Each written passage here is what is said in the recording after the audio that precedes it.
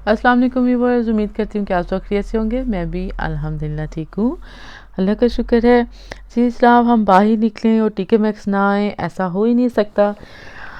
वैसे भी हम जब बाहर निकलते हैं तो सबसे पहले कोशिश ये होती है कि चाहे एक आधी को शॉप मिस कर दें, लेकिन टीके मैक्स ज़रूर चले जाएंगे, देखते हैं उधर क्या कुछ नया आया हुआ है कि नहीं आया हुआ। हाँ जी जनाब, इसी तरह जब जैसे ही मैं टीके मैक्स में आई तो सबसे पहली नज़र तो मेरी ज्वेलरी पे पड़ी, उसके बाद फिर इन हैंडबैग्स पे पड़ी। ये इस हैंडबैग का कलर मुझे बहुत ही खूबसूरत लगा था, बड़ा प्यारा लगा था।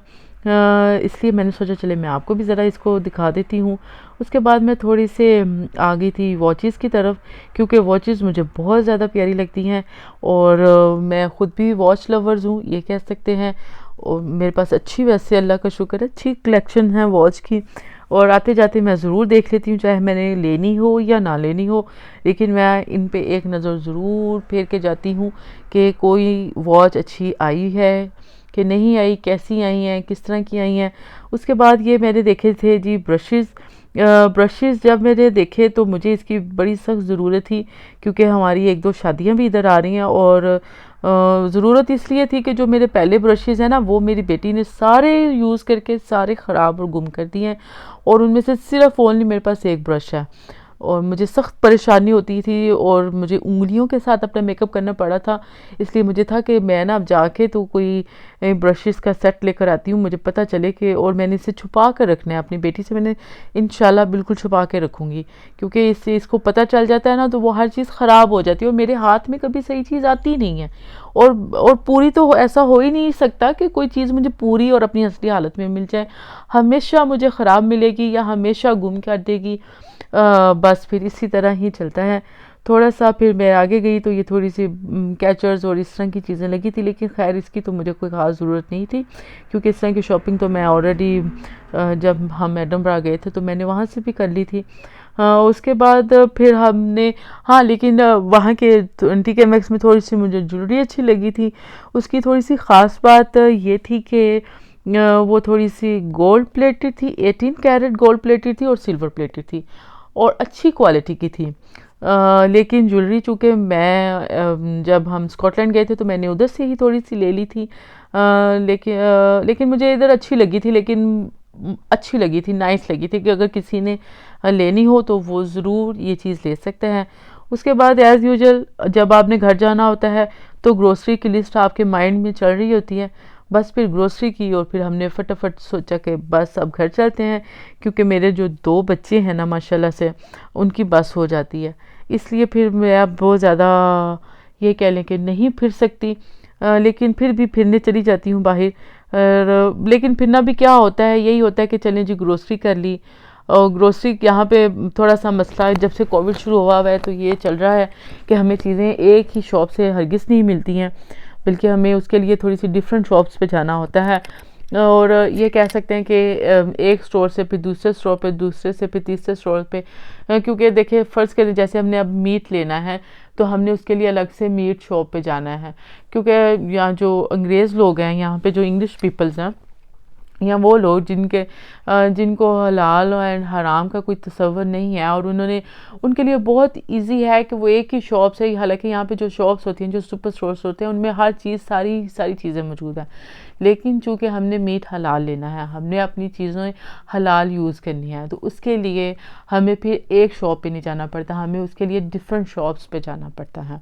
हाँ, जो यहाँ पे रहने वाले लोग हैं, जो जिनमें ये कंसेप्ट नहीं है, उनके लिए बहुत इजी है, वो एक ही शॉप से अपनी सारी वीकली ग्रोसरी कर लेते हैं। लेकिन जो मुस्लिम कम्युनिटी है और जो बाकी के लोग हैं, जो इस चीज़ को थोड़ा सा अवॉइड करते हैं और जो इस चीज़ को प्रेफर करते हैं कि उन्होंने हलाल फूड लेना है, तो फिर वो भी हमारी तरह इसी तरह ही 2-3 स्टोर ज़रूर फिरना पड़ता है, और फिर इसी में ही आपकी फिर अच्छी खासी वॉक भी हो जाती है, और चीज़ें पूरे करते करते ही आधा दिन गुजर जाता है, क्योंकि पूरा हफ्ता तो फिर निकला नहीं जाता। और उसकी मेन वजह अभी ये भी है कि मुझे अभी ड्राइविंग नहीं आती, और चूँकि मैंने तो अभी स्टार्ट किया और मैं बिल्कुल भी यहाँ पे ड्राइव नहीं कर सकती, इसलिए फिर मुझे पूरा हफ्ता वेट करना होता है अपने मियाँ साहब का, ताकि वो उनकी छुट्टी हो तो फिर हम कहीं बाहर निकलें। अदरवाइज़ फिर वीक में मैं कहीं भी नहीं जा सकती, घर पे ही होती हूँ, बच्चों के साथ ही होती हूँ ज़्यादातर।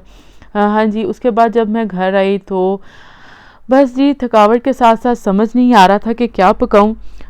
लेकिन जब कुछ मुझे समझ नहीं आता तो फिर मेरे पास एक सबसे ज़्यादा आसान और बहुत मज़े की और जो सबको बहुत पसंद है ना, वो रेसिपी पास्ता की है।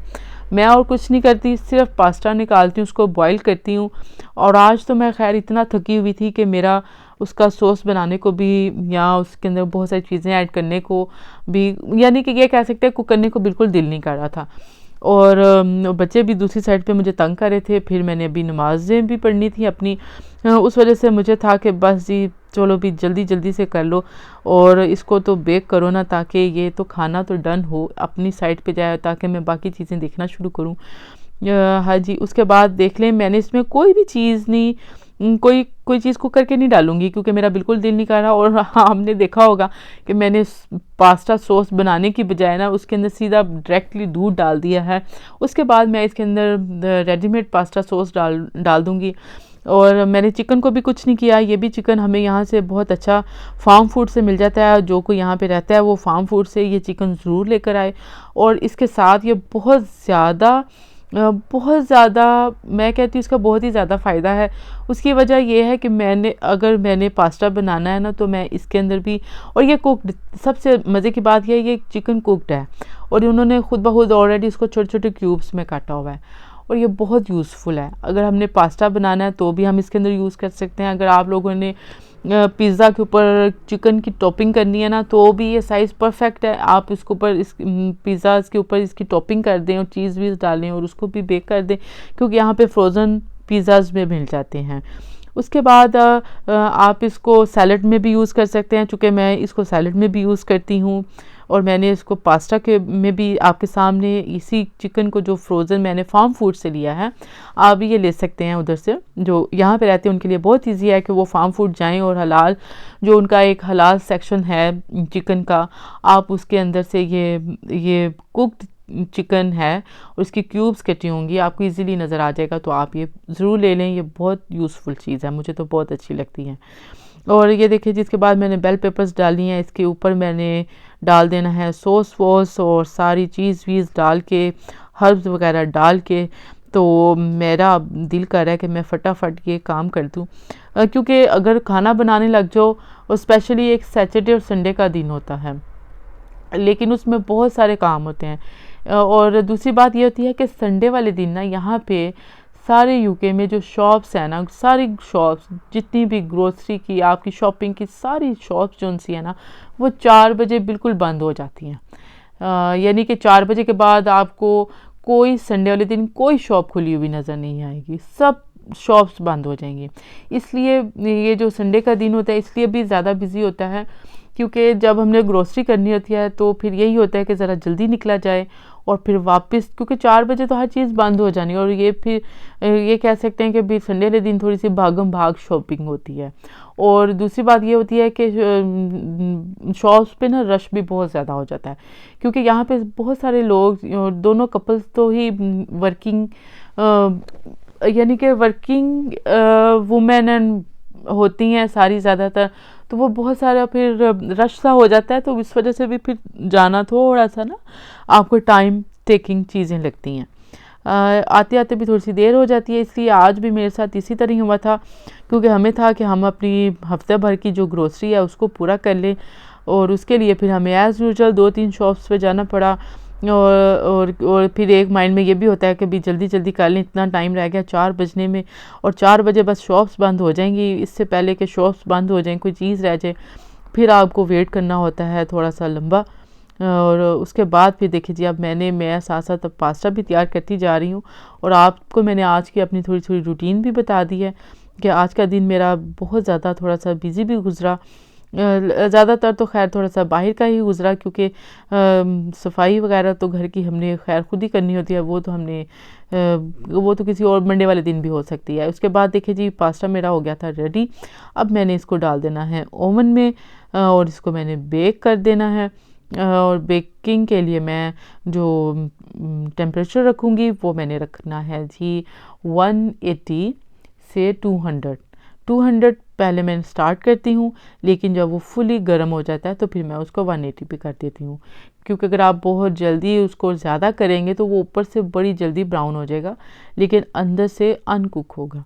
इसलिए पहले उसको अच्छी तरह से गर्म कर लें। जब वो ओवन गर्म हो जाता है तो फिर उसको थोड़ा सा कम कर सकते हैं। अभी आप ये देखिए किस कदर मज़े का और बेहद ईजी है, बहुत मज़े का बना है और मेरे ने तो बड़े दिल से बनाया था और मुझे यही था कि बस यही खा के आज इसी को फारिग करना है और मैंने आज और कुछ नहीं बनाना क्योंकि मैं बहुत थक गई हूँ। हाँ जी, ये था जी मेरा आज का व्लॉग और यही थी मेरी आज की रेसिपी भी। और आज का दिन भी मेरा इसी तरह बहुत ज़्यादा बिजी गुजरा था, लेकिन अल्लाह का शुक्र अच्छा गुजरा था। इंशाल्लाह नए व्लॉग के साथ दोबारा से फिर से मुलाकात होगी। अल्लाह हाफिज़।